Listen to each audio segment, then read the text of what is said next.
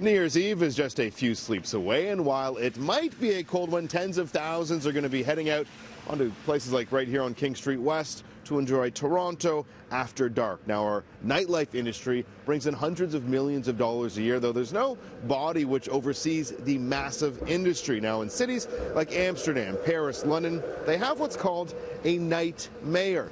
New York City and its $10 billion a year entertainment industry is looking at hiring a night mayor. But what about Toronto? Well, CityNews has learned that early in the new year, a staff report down at City Hall will be released, and it's going to have some recommendations and look at specifically bringing on a night mayor. And industry insiders here in our city say it's essential to Toronto's growth. I think it's probably the most crucial thing for Toronto today, because I feel sometimes that we are muffling all opportunities to bring more talent, more big opportunities to the city. I have friends from New York, LA, Miami, Vegas that have come to the city and feel very, uncomfortable about investing a lot of money in Toronto. You believe if we had a night mayor, it could help grow the industry even more in the city? 100%. We've seen the amount of talent come out of Toronto. We've seen the amount of talent that wants to come to Toronto. And what we need is that really great link to make it happen. And Toronto definitely deserves it, deserves to be on a global, stage. It needs to be on that international stage. Charles Caboose Inc. entertainment empire brings in excess of $150 million a year. He employs some 2,000 people alone through his restaurants, bars, club, and hotel.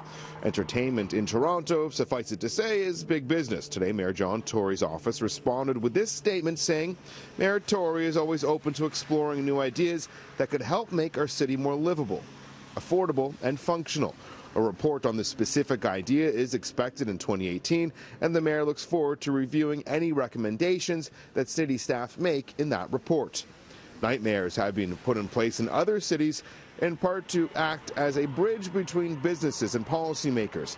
They help grow the economic benefits of the nightlife industry and ensure it remains dynamic. Noel Coltman runs a venue consulting company with a specialty in live music. He believes we should be learning from other cities. You don't have to necessarily reinvent the wheel. You just need to change the rims, and there's so many other cities out there right now that are doing it and doing it well.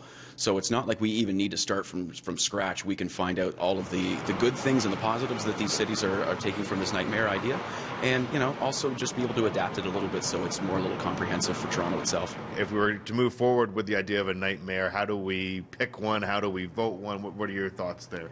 Well, that's a slippery slope, because do you have a night mayor that's voted in, or do you have somebody who's allocated to do the position? Now, you find that a lot of the time with voting, it's just a popularity contest, and somebody that's going to be hired by City Council might look great on paper, but not necessarily is very well versed in everything from the grassroots all the way up to the ACC when it comes to the entertainment and festivals and things that happen in the city.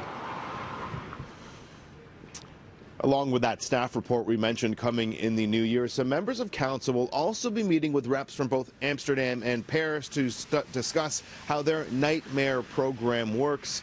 It's a story we're sure to follow in the months to come.